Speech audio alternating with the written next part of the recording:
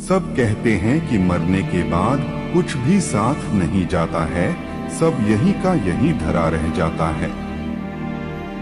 आदमी खाली हाथ आया था और खाली हाथ चला जाता है, लेकिन यह सत्य नहीं है। दुनिया में ऐसी कई बातें हैं, लेकिन वह सत्य नहीं है। आइए जानते हैं कि आदमी जन्म लेता है तो क्या साथ लाता है, और जब वह मर जाता है तो क्या साथ ले जाता है।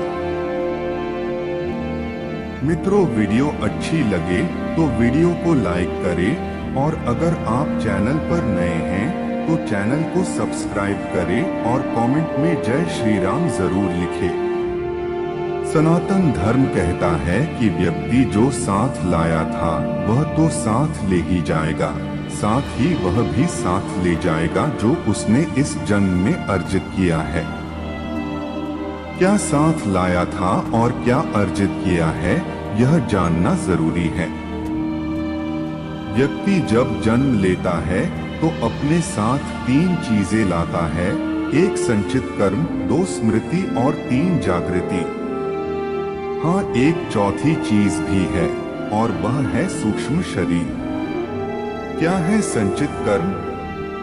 सनातन धर्म के अनुसार मृत्यु के बाद मात्र यह भौतिक शरीर या देह ही नष्ट होती है, जबकि सूक्ष्म शरीर जन्म जन्मांतरों तक आत्मा के साथ संयुक्त रहता है।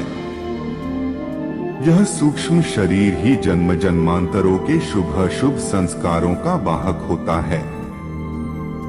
संस्कार अर्थात हमने जो भी अच्छे और बुरे कर्म किए हैं वे सभी और हमारी आदतें। ये संस्कार मनुष्य के पूर्व जन्मों से ही नहीं आते, अपितु माता पिता के संस्कार भी रज और वीर्य के माध्यम से सूक्ष्म शरीर में प्रविष्ट होते हैं, जिससे मनुष्य का व्यक्तित्व इन दोनों से ही प्रभावित होता है। बालक के गर्भधारण की परिस्थितियां भी इन पर प्रभाव डालती हैं। ये कर्म संस्कार ही प्रत्येक जन्म में संग्रहित होते चले जाते हैं, जिससे अच्छे बुरे दोनों कर्मों का एक विशाल भंडार बनता जाता है। इसे ही संचित कर्म कहते हैं। क्या है स्मृति? 1% भी लोग नहीं होंगे जो अपने पिछले जन्म की स्मृति को खोलकर यह जान लेते होंगे कि मैं पिछले जन्म में क्या था। प्रत्येक व्यक्ति के पास अपने पिछले और इस जन्म की कुछ खास स्मृतियां संग्रहित रहती हैं। भगवान श्री कृष्ण गीता में अर्जुन से कहते हैं कि हे अर्जुन, तुम्हें अपने अगले और पिछले जन्मों की याद नहीं है, लेकिन मुझे अपने लाखों जन्मों की स्मृति है। लाखों वर्ष पूर्व भी तुम थे और मैं भी था। इस जन्म में तुम क्या थे यह मैं जानता हूँ, और अगले जन्म में तुम क्या होगे यह भी मैं जानता हूँ, क्योंकि मैं तुम्हारे संचित कर्मों की गति भी देख रहा हूँ कि जब व्यक्ति जन्म लेता है तो वह अपने पिछले जन्म की स्मृतियाँ साथ लाता है, लेकिन वह धीरे धीरे उन्हें भूलता जाता है। इसी तरह जब व्यक्ति मरता है तो वह इस जन्म की भी स्मृतियां बटोरकर साथ ले जाता है। जागृति क्या है? यह विषय थोड़ा कठिन है। प्रत्येक मनुष्य और प्राणी के भीतर जागृति का स्तर अलग अलग होता है। यह उसकी जीवन शैली, संवेदना और सोच पर निर्भर करता है। जैसे एक शराबी व्यक्ति होता है, आप में बेहोशी का स्तर ज्यादा है तो आप भावना और विचारों के वश में रहकर ही जीवन यापन करेंगे। अर्थात आपके जीवन में भोग, संभोग और भावना ही महत्वपूर्ण होगी। आप इसे इस तरह समझें कि आप में और पशुओं में क्या खास फर्क है।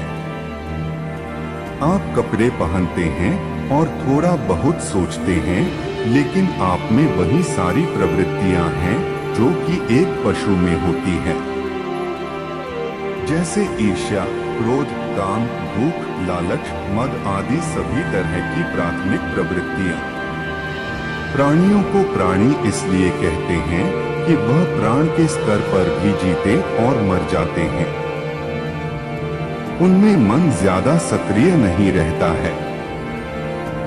मनुष्य में मन ज्यादा सक्रिय रहता है, इसलिए वे मन की भावना और विचारों में ही ज्यादा रमते हैं। वे मानसिक हैं। मन से ऊपर उठने से जागृति शुरू होती है। जागृति का प्रथम चरण बुद्धि और द्वितीय चरण विवेक और तृतीय चरण आत्मावान होने में है। प्रार्थना और ध्यान से जागृति बढ़ती है। उक्त सभी को मिलाकर कहा जाता है कि व्यक्ति अपने साथ धर्म लाता है और धर्म ही ले जाता है। शास्त्र लिखते कि मृत्यु होने पर व्यक्ति के सगे संबंधी भी उसकी मृत देह से कुछ समय में ही मोह या भावना छोड़ देते हैं और अंतिम संस्कार कर चले जाते हैं। किंतु इस समय भी मात्र धर्म ही ऐसा साथी होता है जो उसके साथ जाता है। आज की वीडियो में बस इतना ही।